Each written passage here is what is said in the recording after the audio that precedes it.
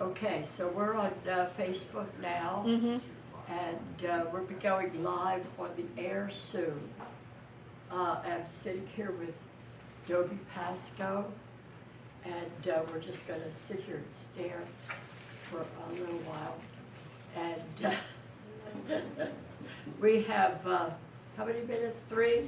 3 minutes. We have 3 minutes to kill. 2 minutes. 2 minutes. 2? Oh, good. I think I can make 2 minutes. Yeah, Dobie, do you have anything to say for 2 minutes? I like the Three Stooges. The closer you sit to the table, the better you make. They're on MTV now. Really? Oh, I went, I'm not MTV, no, I'm MeTV. oh, me TV? Oh, they have their original Does everybody, shows? Yeah. does everybody have their phones shut off? Do you all have your phones shut off? And everybody, Wait, be sure to talk loud and clear. Loud. Right, loud and clear. I want to hear everything. Okay. So, have you done anything interesting lately, Dobie? I cut the grass yesterday when it was so hot. Oh man, I did it in the afternoon, the worst time you can do it. I barely made it through it. I'm still recovering. That was 1 minute. Okay, 1 minute to go. And we're going to do a countdown. And we'll be, what we're doing is waiting to go on the radio. For those of you who don't know what a radio is, it's the little thing we used to listen to when I was a kid. It sat on a table, we all listened to the radio shows. So how are we doing with our radio show? You're getting pretty close. Look at the clock in We're front of getting- you. Here we are, 3:02. So 15 seconds. 15 seconds. Let me smile. 3, 2, 1, go. Welcome to Writers on the Air, a show dedicated to all writers near and far. I'm your host, Emma Fikes Alberts, and in the next hour we will hear from writers of all genres. Our show airs live at 3 p.m. every Sunday on WKDW FM 97.5 radio or streaming at kdwradio.com. We can also be seen live on Facebook. All writers are welcome to come and read their work. Writers should arrive at 2:30 to sign up, and we're located at the Common Grounds Meeting Hall, 12735 Tamiami Trail in Northport at the Springs Plaza. WKDW is the home of real community radio, and it comes from the Bishop West Real Estate Tower. Our shows are on the air through sponsors and the efforts of volunteers at the station. One of the shows is Open Mic Night. This show airs on Wednesday night at 7 p.m. Bud Buckley invites songwriters and singers to perform before a live audience. Now we will begin our show with our first writer, Dobie Pasco. Hi, Dobie. Hi, Emma. Thank you very much. Yeah, my name's Dobie Pasco. Sometimes I like to do what they call, thank you, found poems. And a found poem might be signs you see at the side of the road, something you read on the back of a ketchup bottle, but you take it to the level, can take itself to the level of poetry and you present it as that. And that's what I was going to do today. And this is actually a letter from a young friend of mine. Actually, she's my goddaughter, and she's a cute girl, but she went into the Marine Corps, and this is the first letter from her when she was at basic training at Parris Island. And what year was that? This was a while ago, 2011 actually. I'm looking at the Okay. postmark. Okay. Actually, she got through it fine and everything, and she's doing real well now. So it starts at, hey Leonard, how are you? And that's because she underlined, how are you? Boot camp is definitely pushing me to my limits, but it's all to better me. I'm making great friends, which makes the lack of freedom almost bearable. We eat fast, move faster, and scream 24/7. When I get home, I'm going to appreciate everything and everyone so much more. You don't realize how lucky you are till you're taken to a place like this. I'm always sore, always tired, always hungry, and always missing home. Everyone's sick here. We're all adjusting. But I hear the hard part's over. I gotta go. See you soon. Love, Jen.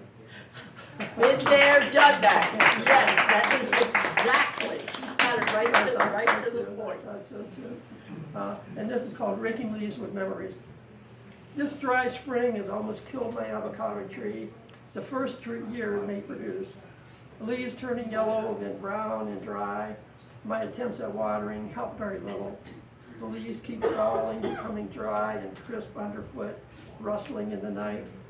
But this welcoming all-day rain has made all the needed difference, washing down all the dry leaves and greening up the remainders. I rake these dry, crisp leaves and remember raking leaves with my father, both when he was a child and when both he and I were much older. When I was little, he did the heavy work. When he became older, the burden switched to me. Today, as I rake and he is long gone, I wish I could tell today's children how those days working with my father were the happiest days of my life. And the memories, even through the tears, are the best a child or man could ever have. And somehow tell them, sons and daughters, to cherish those times working with their dads and moms, as those memories will last forever. That's right. That's right. Beautiful. I love that. Oh, that's the next person, right? Okay. Okay, thanks. And then we'll do another round. Okay, sounds good. Thanks, Debbie. Please, Scott. Okay, and now we have Scott Zirkelback. Hello, everybody. Hi, Scott. All my quotes that I read today will be on Father's Day. Okay. No. And this one was ones that written have the kids first year weird that I eyes. wrote poetry, so this is way back, Okay. 2000. Dad's all right.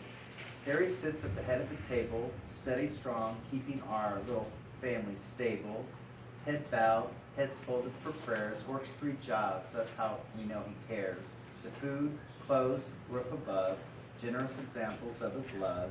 Dad's all right in his way. Guess that's why we honor him on Father's Day. That's right. That's right. Sure. Go ahead. This is the big reveal. For my 12th birthday, I was led down the basement steps with my eyes covered for a surprise. My dad had restored a sweet maroon Swin bike. He had added all the bells and whistles, a toot horn, and red and white handled grip streamers. It was a thing of beauty, decked out and blingy. Basically, the bicycle was a Cadillac. My dad had used his time, effort, and money to share with me a great gift. There was only one problem.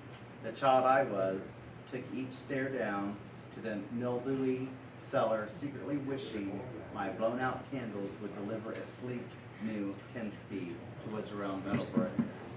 But when I was given the all clear and the light switch was turned on, I opened my eyes to see the old-fashioned two-wheeler all shiny, ready for the birthday boy to pounce and claim it. Children have no filters when distraction sprawls across one's face. I was a typical spoiled brat that day. I forgot to appreciate the time, effort, and money my dad had invested in my happiness. I forgot to honor thy father. I was underwhelmed in my response to his gesture. My fantasy of peddling a black Corvette through the neighborhood was really unrealistic. Dad had always attended to our needs, but our wants were never his priority. Dads are always so practical, and so was I. Yes, I rode my birthday gift all that spring, summer, and fall. I rode that bike until the rust reappeared on the tire rims, and one of the streamers was lost from the handle. We were both slightly disappointed that February day. As an adult man, I really do appreciate my dad's birthday present.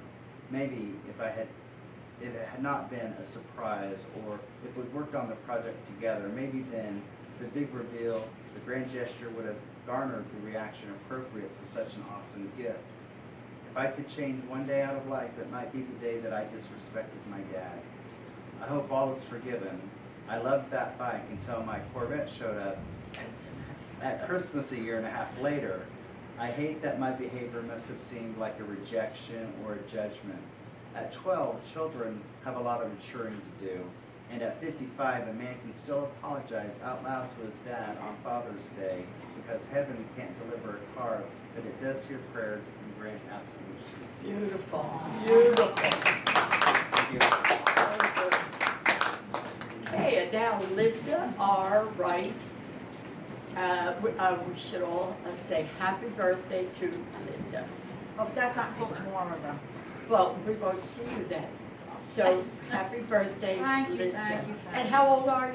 I'm joking, I'm joking. None of your business, that's not counting, that's the Kidding. case.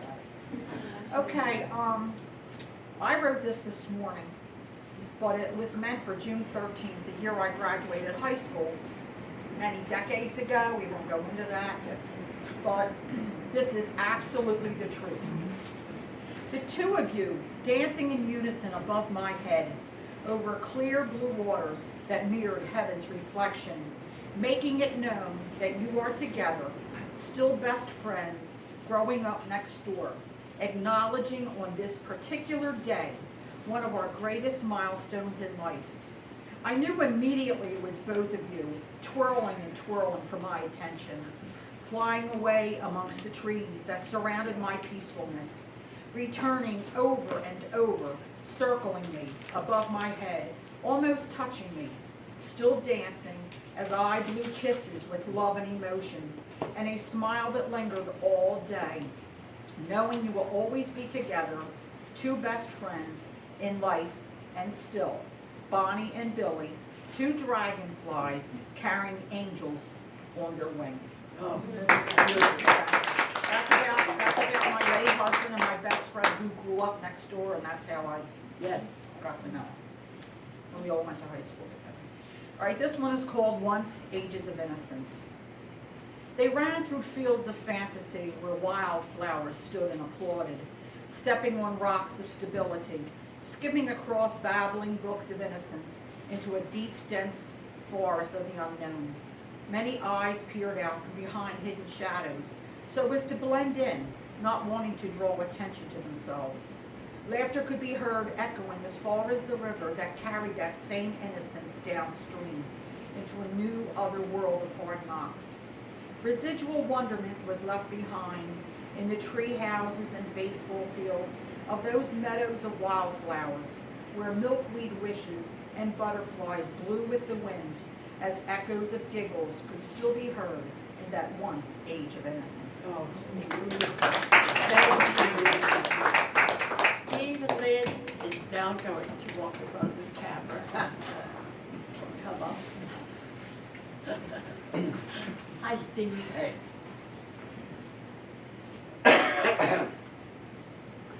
Supersonic space waves electrify the vibe, crackling with a radiance that makes you feel alive.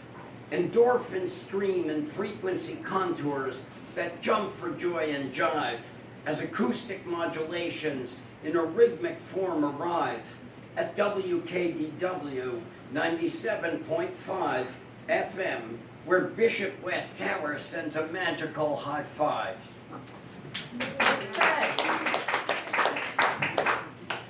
I do it for the exercise. It keeps me alive.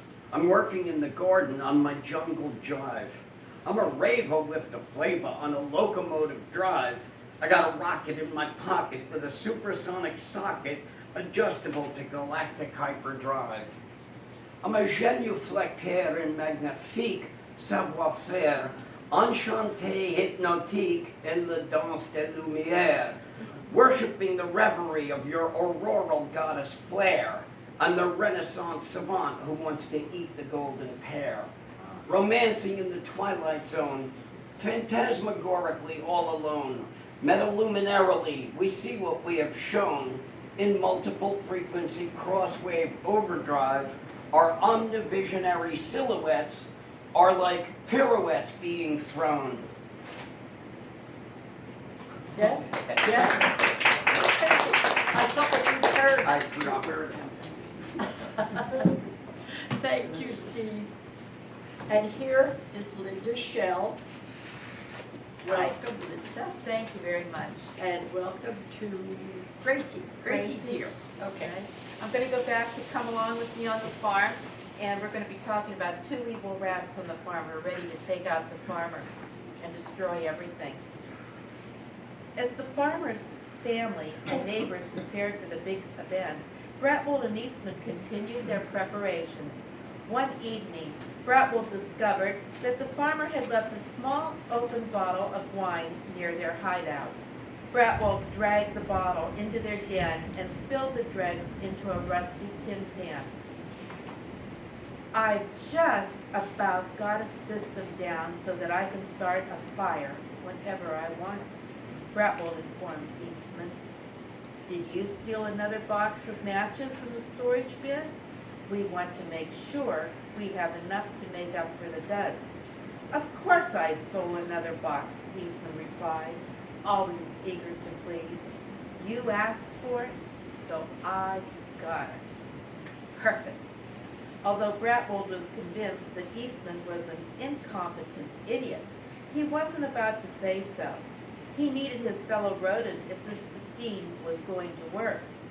Please, Bratwold got out a piece of cheese he had stolen from the grandmother's cheese-making activities. He broke the cheese into clumps and shared the tasty morsel with his partner, keeping the larger clumps for himself. Eastman didn't mind his friend's stinginess.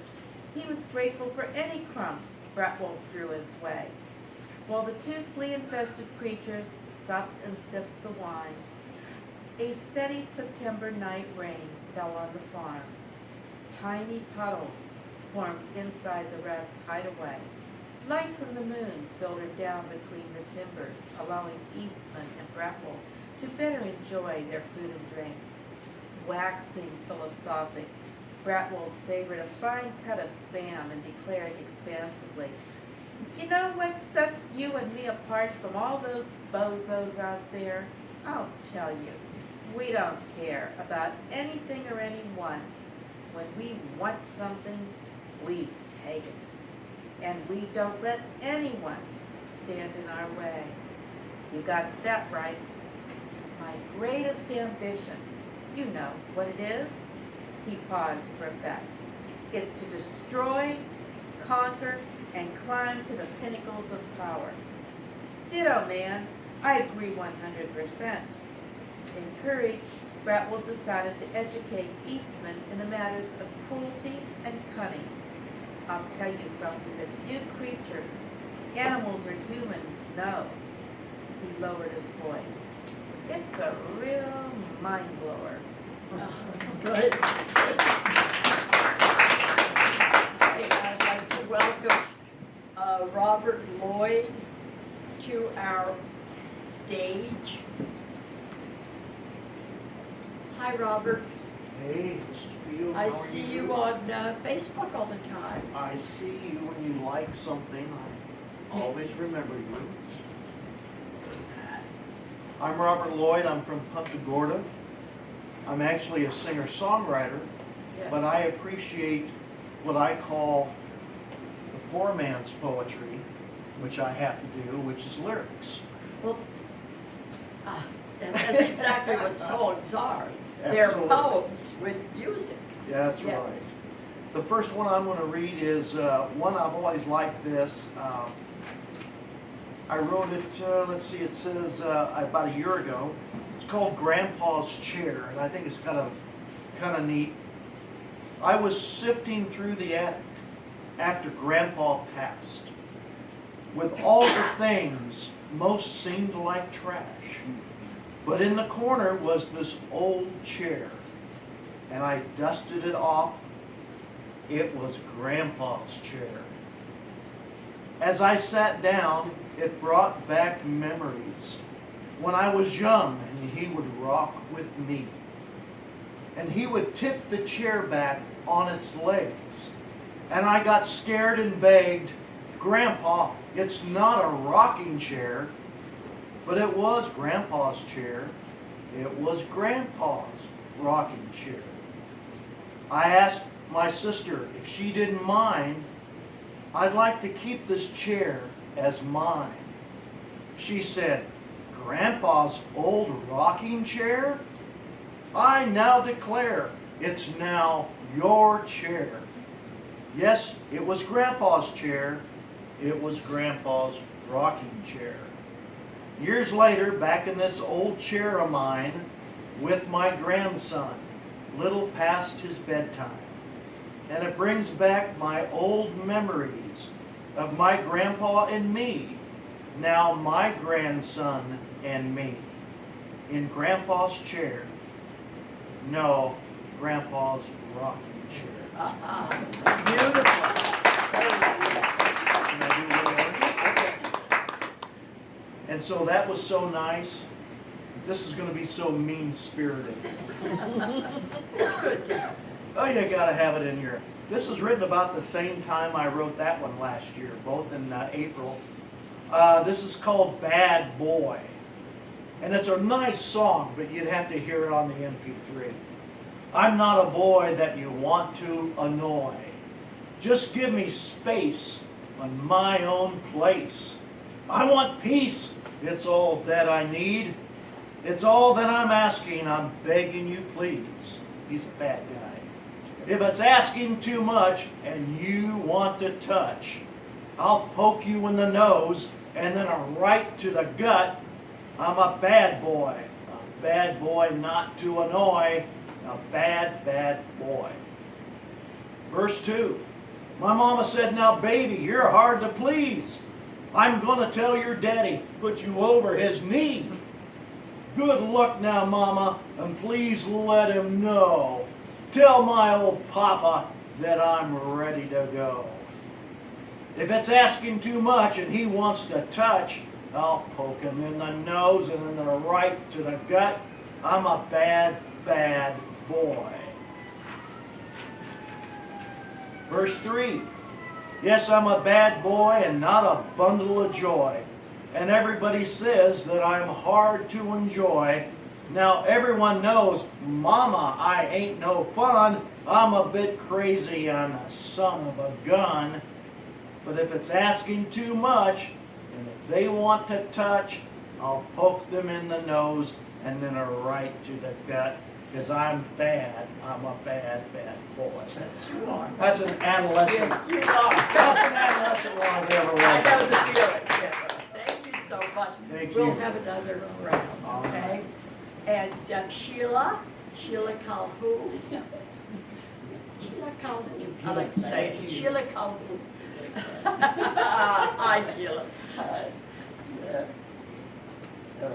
This is about my father. There we go. Good. And this, I'm trying this about 3 minutes. What can I say about Father's Day that has not been said before? Well, I was one of the lucky children, and not everyone is lucky to have a great father. My own father was not lucky. He explained only once to me that the minute his father walked in the door after work, he knew exactly what kind of a night it was going to be. And God help you if he was in a bad mood. His father was an only child. His mother had lost several children, so he was spoiled and doted on. As an adult, he was sent on a world cruise. He never had to give money into the family, so when his mother bought a painted wallpaper store, he lost it due to bad management. He had no idea about money. He died shortly afterwards when my father was still a young boy. My father helped out the family by delivering groceries before and after school. He was only 9 years old. He made up his mind to be different from his father, and we grew up in a very happy family. My mother stayed at home. Few women worked then, and my dad worked in the gasworks, a very dirty job and not well paid as a tradesman. When he started work, it was shift work, and the men were only allowed 1 weekend off every 7 weeks. Later on, when they could join the union, they got better terms for them, and from then on, he was a union man. On his 10 p.m. to 6 a.m. shift, he couldn't get a bus at that time in the morning, so he had to walk the 6 miles back home. Often in pouring rain, but never a complaint. He was a happy and contented man. There was never a lot of money, but we were well fed. My mother was a great cook and a good seamstress. She sewed a lot of our clothes in her old Singer sewing machine, and we were always complimented on our clothes by neighbours and friends. It was hard to get clothes during the war, so that's probably why she did it. My father loved to take us on pleasant Sunday walks into the countryside and also down by the water to watch the boats in the River Clyde and tell us tales about when he was a sailor lad traveling to different countries. He loved to visit all his sisters, and he wanted us to be close to our cousins.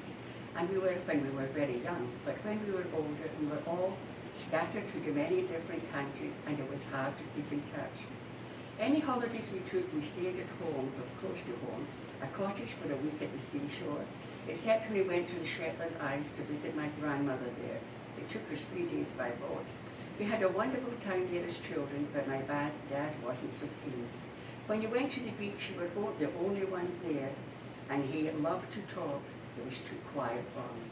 My dad was very well read. He loved good books, and every Saturday morning he took his children to the library in town. My sisters and I all loved to read as a result of him taking us there. And Mum and Dad loved music. The gramophone was always on the go, with every kind of music except jazz. My mum had a lovely singing voice. My father did not, but he sang anyway quite enthusiastically. He sang, he said, inside like Caruso. It just didn't come out that way. When we were older and going out with boyfriends, he would take us town to do the dishes many, many times. He took our town. Oh, off you go, he would say, enjoy yourselves. And before we went out dancing, no going with soldiers and sailors' mind, and we laughed going out the door. Mum and Dad spent very little on themselves. They spent it all on their 3 daughters.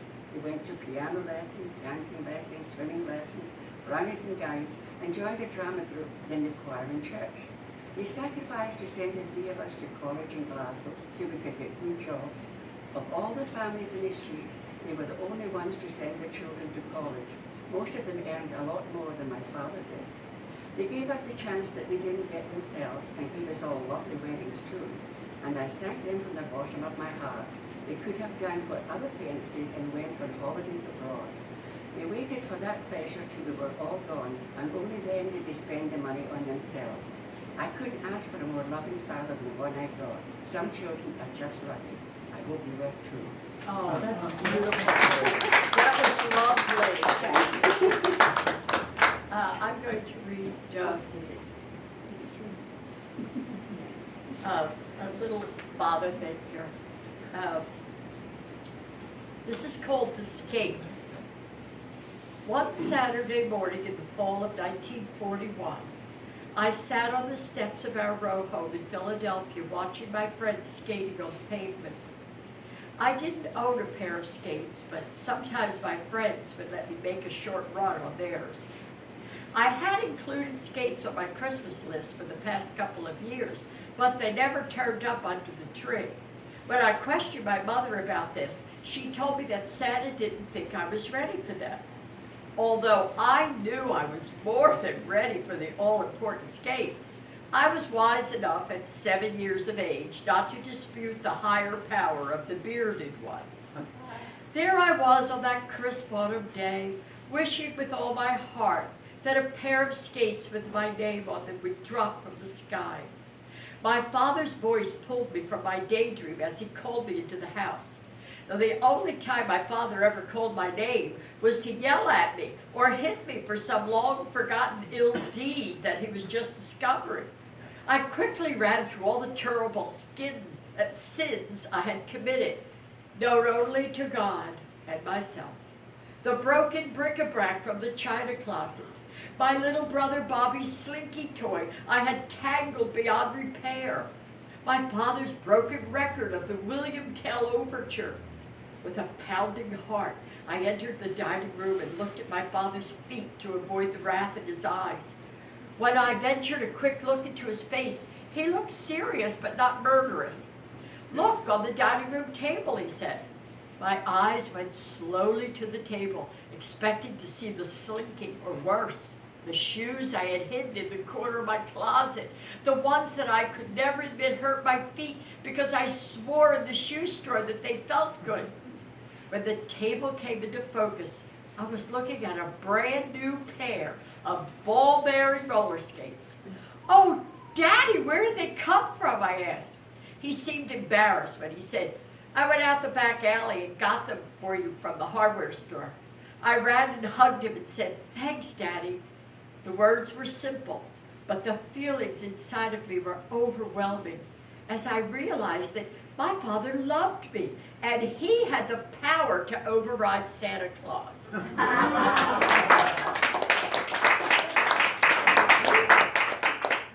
I have one, a quick one. My father and I obviously did not have a magnificent relationship, and as I grew and grew and grew, it seemed to get worse. And then when my father passed away, I was able to write this. It's called Transition. I forgave my father today. I reached across the border between life and death and tore the hate and anger from my well of feelings. I cried the endless tears of sadness and washed away the malignancy that has shaped all my failures, all my fears.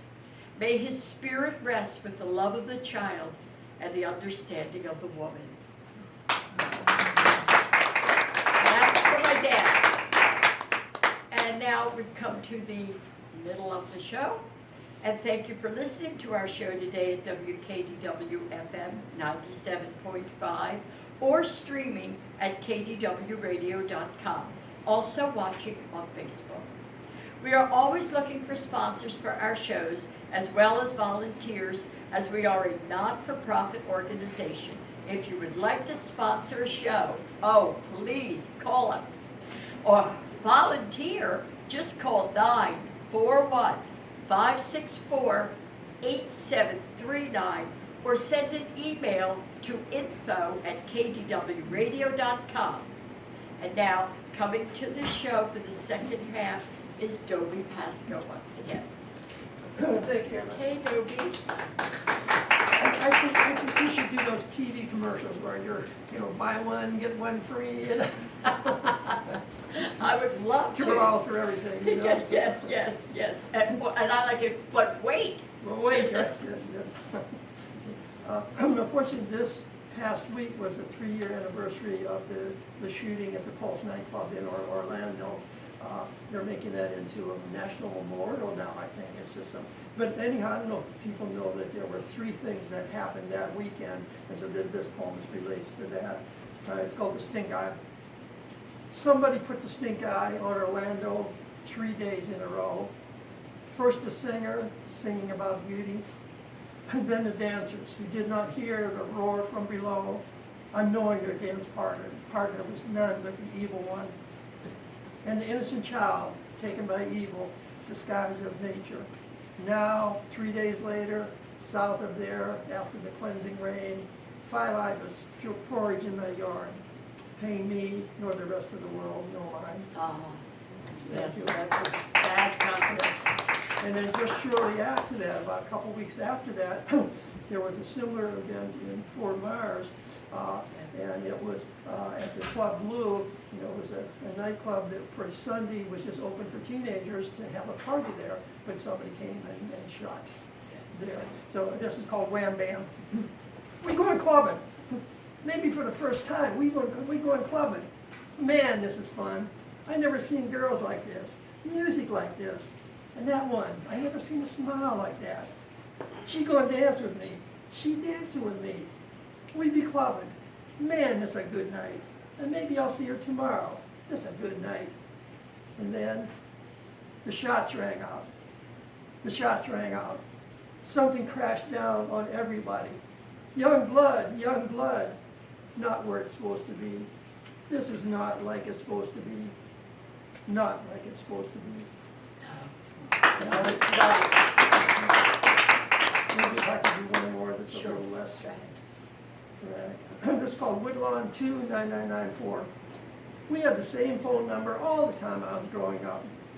From the heavy black phone, hard for a kid to lift, to a Princess, the light, sleek, lightweight model. Sitting in the window seat, cold in winter and no insulation underneath. Then we got the telephone seat, cheap red vinyl over cardboard and pine, with a place to keep the telephone book, Reader's Digest, and Life magazines. But phone calls were rare, party line and all, and long distance a luxury. But the number stuck, calling home on holidays while away in service. Little news, just hellos, miss yous, and love yous, and for a moment, time and distance seemed to disappear. still want to dial the number just to see if anyone answers. Oh, I love that. Thank you I very love much. it. Thank you. Okay, we're gonna welcome back Scott Zirkelback. And Scott has a poetry group. Do you want to tell us where? Sure. The Northport Poetry Workshop has been meeting here in Northport for over 30 years. That's right. And we meet at the Northport Library, fourth Tuesday of every month. The fourth Tuesday this month is the 25th, and our meeting is at 2:30 in the afternoon at the library. Good. Okay, please come on by. So on the theme of Father's Day, this I may have read, but I don't remember. Doesn't matter. The Berlin Express. Today you rode the long black train. I know the angels were singing, but I could not hear anything. I got lost in the garden you tended, but I could not pray anymore. I spoke to you today, you said nothing, but that was always your way. I scaled the wall we built together alone, because you reached the other side first. I hope that the angels are waiting at the station for me someday. For now, I will keep climbing, and one day we will tear down those barriers that kept us distant. You will be my dad, I will be your son, we will be a family. Oh, that's beautiful. Now, this next poem is about my dad's little sister. He had 7 sisters, and this was one of his sisters. It's a great memory. And I wanted to read it a couple of weeks ago, but I didn't make it for the Memorial Day show, and that was the weekend that the Elton John movie, Rocket Man, was being released. So I wanted to tie that in. Movie. Right. Oh, I loved it. So I didn't get to see the movie yet, so don't tell me about it. Oh, okay. But this is the poem that I wrote about it. Okay. This is called Elton, Susie, and Me. I remember when Rock was young. Elton was hanging out with me in my mom's makeshift barroom at the house on Brown Street. The summer sun had sunken, had fallen into the branches of the trees in the woods from down the street. Our stereo was blaring, pulsating a bit. I was home all by myself, which in a house of a feminine mystique was almost never the case. I've been jamming, sorting through the LPs, wax albums, and again tonight, just like that night, some 40 years ago. But the biggest kick I ever got was off guard being caught, dancing and singing to the Crocodile Rock. When your feet just can't keep still. Susan, beautiful, smiling, laughing, at my concert performance for one, did not miss a beat, busting in, and I quote, I love this song. Oh Lordy Mama, those Friday nights, I was a teenage boy in my own little world. Anderson didn't exist, I was a free man. Seems Mr. John was singing Susie's song. A happy coincidence, a memorable anecdote of my Aunt Susan dropping by looking for my mom or one of the girls, but they were all out running wild. So me and Aunt Susie in her old blue jeans rocked it. Elton didn't seem to mind us belting out his background singers. We were burning up to the Crocodile Rock, but the years went by, so I tucked away this memory to share with you someday. We really thought the music would last. Sometimes I go home in my thoughts. If I were 13 again, I'd be hopping and bopping. Thank you, Rocket Man. Nah, nah, nah, nah, nah, nah. I never knew me a better time, and I guess I never will. I can't sing that part, sorry. Thank you. I should sing every song. Oh, and here we have Linda R. Wright, Or for what? Road Rage. Oh. Boy, you're always with me. Yes. The ranker. So I know. This is called Swimming at the Curb. In 1950s, living in Philadelphia, when very young, our neighborhood was grouped into blocks of row homes, usually 2 stories high with brick frontage marble steps leading to the sidewalk into the narrow paved street. No trees were visible in the whole area. Summertime was always very hot and steamy in the city. No air conditioning, just screens, and if you're lucky, a window fan. Nighttime brought most neighbors outside to gather on their stoops and chat, trying to get cool with a cold beer or ice cold tea. Women usually took a cube, rubbing it on their hot, sticky, warm skin. Every month or so, a brave neighbor would gain access to a special tool and turn on the fire hydrant, which is called a plug, at the corner. Water shooting out in droves, we all knew in advance, were prepared for the onslaught. Moms with their kerchief bandanas wrapped around their curlers had buckets, scrub brushes, and brooms to clean their dirty, dusty, grimy marble steps and surrounding areas. Cold water ran down the street, hugging the curbs, making inches of icy pools that we kids would sit in as water ran over our legs and little bottoms in rapid procession, bathing our doll babies or tiny buckets and toy boats floating downstream. We all thought that we were in heaven. Dads might grab a bucket, fast washing their car to get the city grime removed before the firemen or cops came to turn the hydrant off. It usually stayed on for 10 to 15 minutes, but it was glorious to us little children, thinking we had our own neighborhood pool.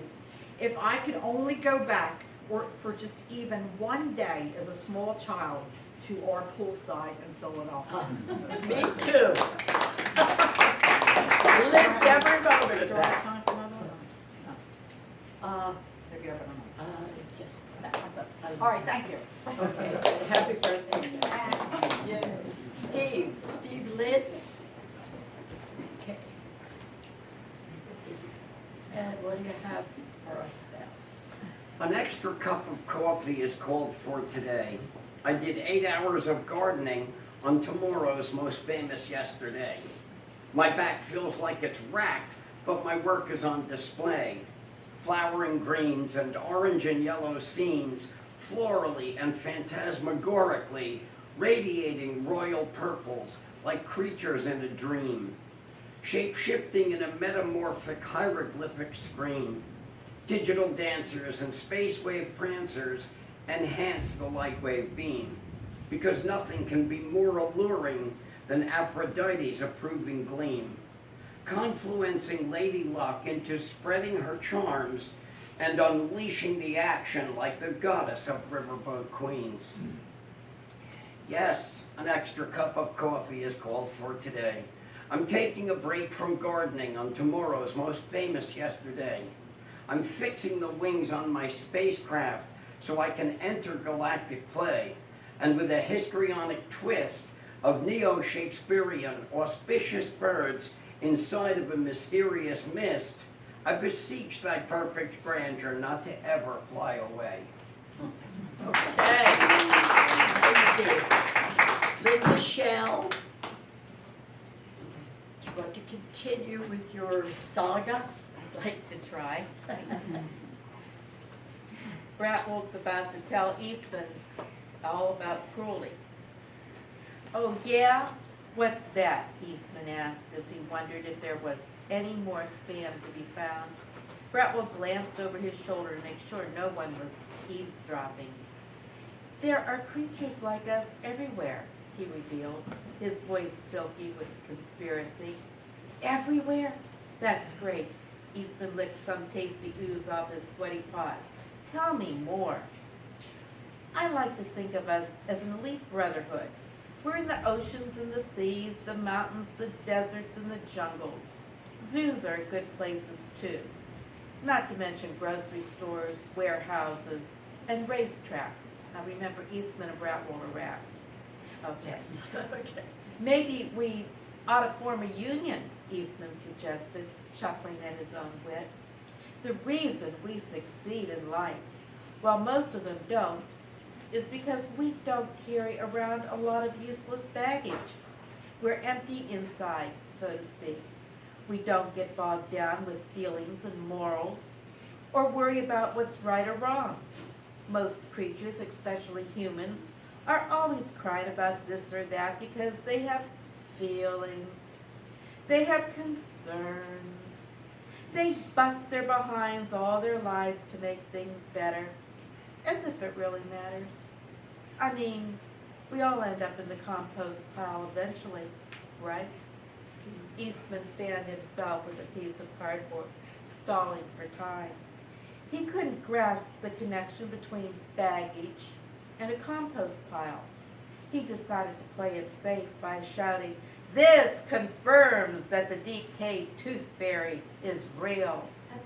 No doubt about it, my sleazy friend. Now sleep and dream about what's going to happen this weekend, and enjoy. With that, the two rodents, mired in their own stench, fell asleep on the dirt floor of their tiny hovel. Raindrops plopped sporadically into the pie plate of wine. The puddles in their living room got larger, but the rodents didn't care. They were oblivious to it all. Thanks to the wine, they slept asleep of deep and profound contentment. Good. The book that I read from is Come Along With Me. It's available on Amazon, and it's the first book in the Gracie series. Thank you. Good, thank you. Robert Lloyd is making his way, wending his way to the stage. So I will entertain you until he gets here. Oh, here he is. Okay, what's Since new? the second half of this program, some things got a little more serious. Uh-huh, So I just happened to have a serious song. good. This is a fictional account of true happenings right now in the countries of South Africa and Zimbabwe, the old Rhodesia. And they're kind of the murder capitals of the world now. It's a very tragic thing, and people are dying and being murdered every day. Yes. And I just had to write a song about it. So this is